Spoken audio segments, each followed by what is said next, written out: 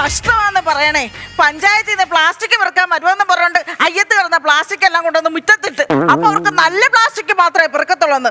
50 രൂപ നമ്മൾ വെറുതെ കൊണ്ട് കൊടുക്കുവാണോ? നല്ലത് മാത്രം കൊണ്ടുപോകാനാണ് ഈ 50 രൂപ കൊടുക്കുന്നത്. കുറെ പെണ്ണുങ്ങൾ നടക്കുന്നു. ഇതിപ്പോ ഞാൻ എവിടെ കളയും? ജാനകിയുടെ പറമ്പിലോട്ട് ഇട്ടേക്കാം.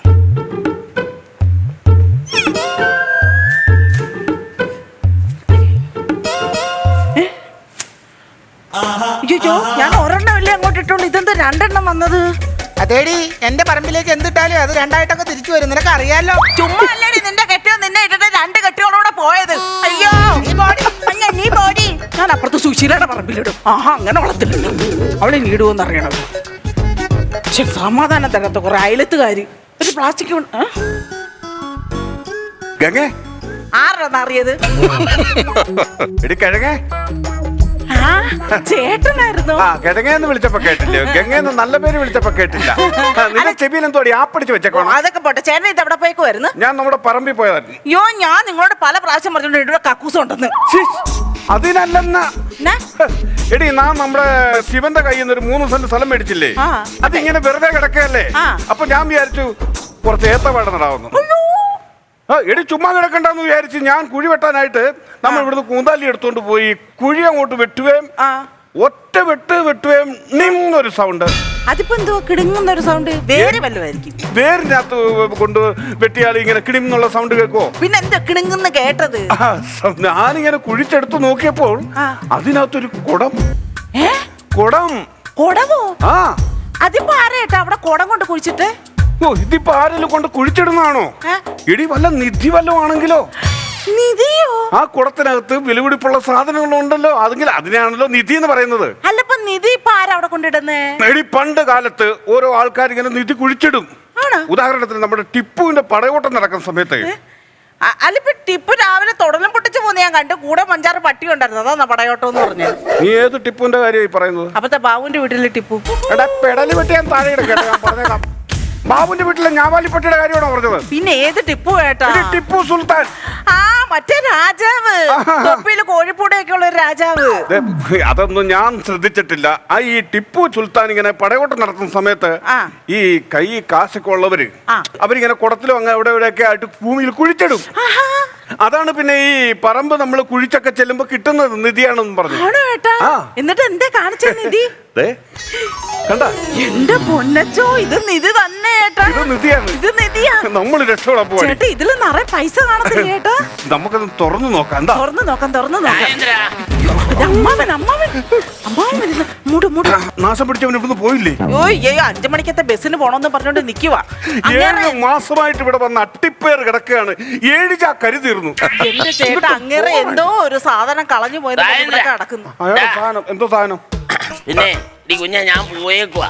പോയേട്ടാ. ഞാൻ ഇങ്ങോട്ട് വന്നപ്പോ നിന്റെ അനിയത്തിയുടെ കുഞ്ഞിന് കൊടുക്കാൻ വേണ്ടിട്ട് ഞാൻ ഒരു കുടുക്ക വാങ്ങിച്ചായിരുന്നു. അത് നീയല്ലേ മേടിച്ചോണ്ട് പോയത്? ഞാനോ? അമ്മാവനെ തെറ്റിദ്ധരിച്ചതാ. ഞാൻ അങ്ങനെ ഒരു കുടുക്ക കണ്ടിട്ടേ ഇല്ല. ഞാൻ പറഞ്ഞേക്കാണ്ട് രാജേന്ദ്ര, ഞാൻ അവിടെ അടുക്കളയിൽ ഇവിടെ കണ്ടപ്പോ കുടുക്ക കൊടുത്തായിരുന്നു. കുടുക്കയോ? എന്തിനാണ് അമ്മാവൻ ഇപ്പൊ കുടുക്ക? എനിക്കല്ലെന്നേ, ഇവളുടെ അനിയത്തിയുടെ കൊച്ചിന് കൊടുക്കാനാ. അമ്മാവൻ പൊയ്ക്കോ. കുടുക്ക കാണുവാണെങ്കിൽ ഞാൻ അങ്ങ് എത്തിച്ചേക്കാം. അല്ല, ഇത് ഇവിടെ ഉണ്ട്. ഇവിടെ ഒന്നും ഇല്ല അമ്മാവ. ഒരു കുടുക്ക ഇവിടെ എങ്ങും ഇല്ല. നീ എന്നാ ഈ സാറ്റി കളിക്കുന്നേ? ഞാൻ ഒന്നുമില്ല. ഇതെന്നാ ഇത്?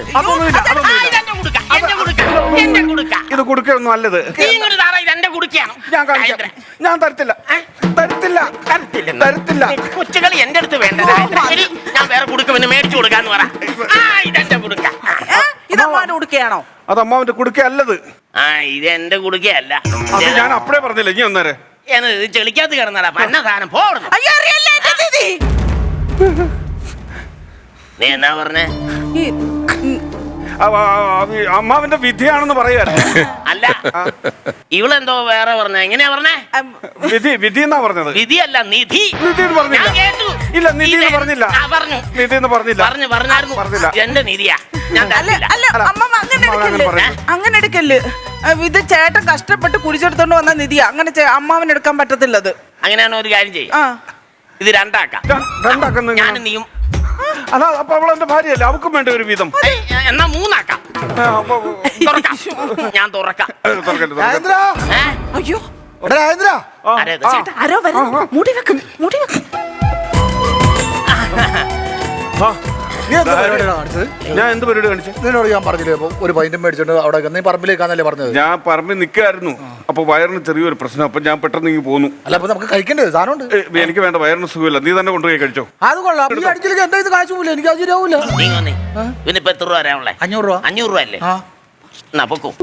ആ അല്ല ഇത് എങ്ങനെ ഞാൻ കൊണ്ട് കഴിക്കണം? അപ്പൊ ടച്ചിങ്സ് ഒന്നും മേടിക്കണ്ടേ? വേണ്ട, നീ കഴിച്ചോ, നീ കഴിച്ചോ. അതെ, ടച്ചിൻസ് വേണോ? എന്നാ വേണ്ടേ? എന്നാ 500 പൊക്കോ. പൈസ വാരിപ്പോയി കൊടുക്കുക. ഇവിടുന്ന് ഒരു കിലോ പഞ്ചാരക്ക് പൈസ തരാത്ത മനുഷ്യനാണ്. ഉരുണ്ടുകളിയൊന്നുമില്ല. നീ വയ്ക്കോ, നീ വീട്ടിൽ പോയി അടിച്ചോ. ചേട്ടാ അല്ല എന്താണ് എന്താണ്? ഒന്നുമില്ല, ഒന്നുമില്ല. എന്തുവാണ് ഇത്?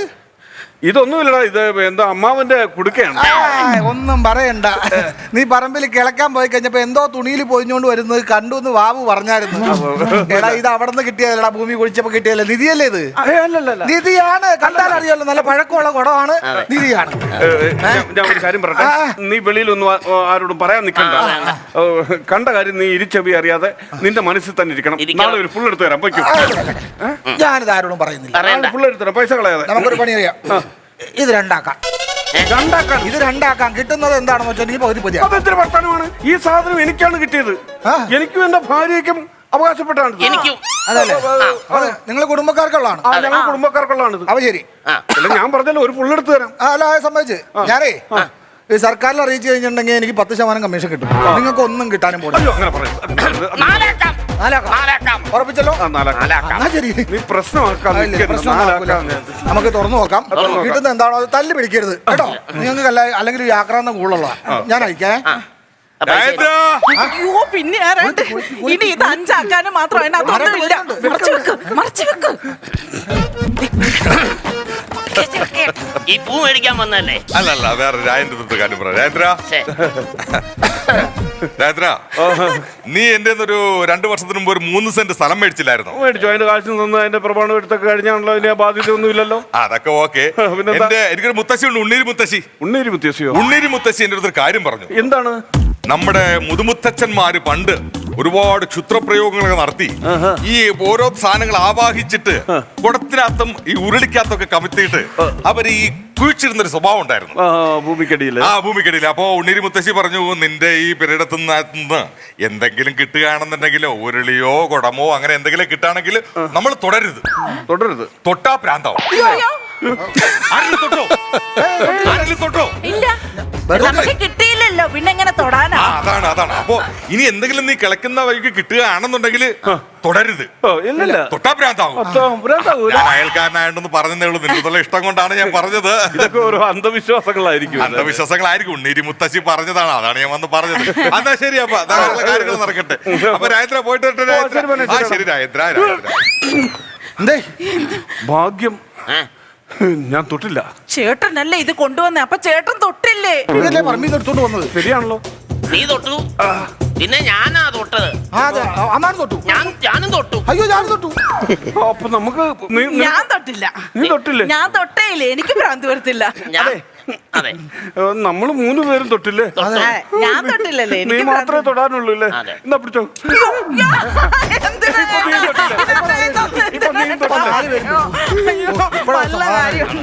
ഇപ്പഴായിരിക്കും സമാധാനം. അല്ല, ഞാൻ പറയുന്നേ, ഈ പണ്ട് കാരണവന്മാരൊക്കെ ഇങ്ങനെ തെറ്റിദ്ധരിക്കാനൊക്കെ ആയിട്ട് പറയൂല്ലേ, വിശ്വസിക്കരുത്. അതാണ് എനിക്ക് ഇതിനകത്ത് വലിയ വിശ്വാസമൊന്നുമില്ല. എന്നാലും നമ്മളത് വിശ്വസിക്കുന്നുണ്ടാ? എന്താ എന്നാണ് നിന്റെ ഭാര്യക്ക് എന്തേലും വ്യത്യാസമുള്ളതായിട്ട് തോന്നുന്നുണ്ടോ? ഉണ്ടോ? ആ കുടം കയ്യിൽ പിടിച്ചാണ്ട് ബലത്തിലെ പിടിച്ചതേ. ഇത് ഓളം പോയി തോന്നുന്നുണ്ടോ? ഓളം അവക്ക് എന്തോ പ്രശ്നം തുടങ്ങിയിട്ടുണ്ട്. അമ്മാവനൊന്ന് പോയി ചോദിച്ചു. നീയല്ലേ പോയി നോക്കണ്ടേ? നീയല്ലേ? ഞാൻ തൊടാ, ഇന്നല്ലേ എന്നെ കൊണ്ട് തൊടിയിച്ചല്ലോ. എന്തിനാ എന്നെ കൊണ്ട് തൊടിക്കാൻ? എനിക്ക് ഭ്രാന്ത് പിടിക്കുന്നുണ്ട്.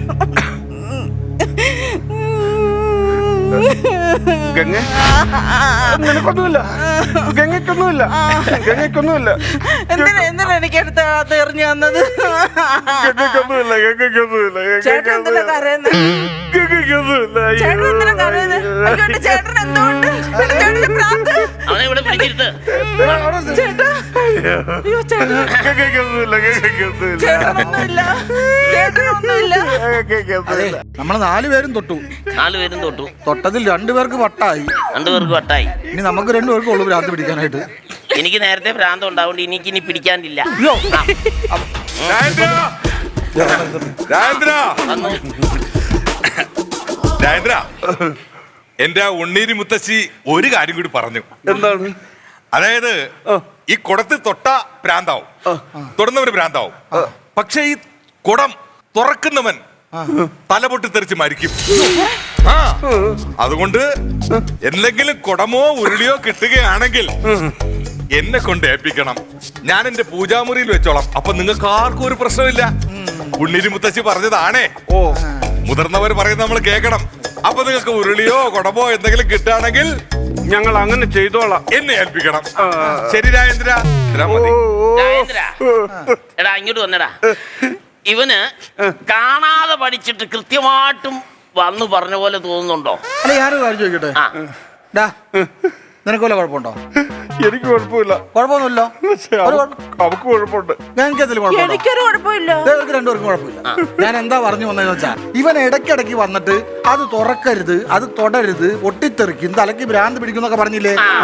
ഇതൊക്കെ അവൻ ചുമ്മാ പറയുന്നതാണ് നമ്മളെ പേടിപ്പിക്കാൻ വേണ്ടിട്ട്. എന്നിട്ട് അവസാനം അവൻ ഒരു ഡയലോഗ് പറഞ്ഞില്ലേ, നിങ്ങൾക്ക് എന്തെങ്കിലും കിട്ടുകയാണെങ്കിൽ അത് എന്നെ ഏൽപ്പിച്ചാൽ മതി, ഞാനത് പൂജാമുറി കൊണ്ടേ വെച്ചോളാന്ന്.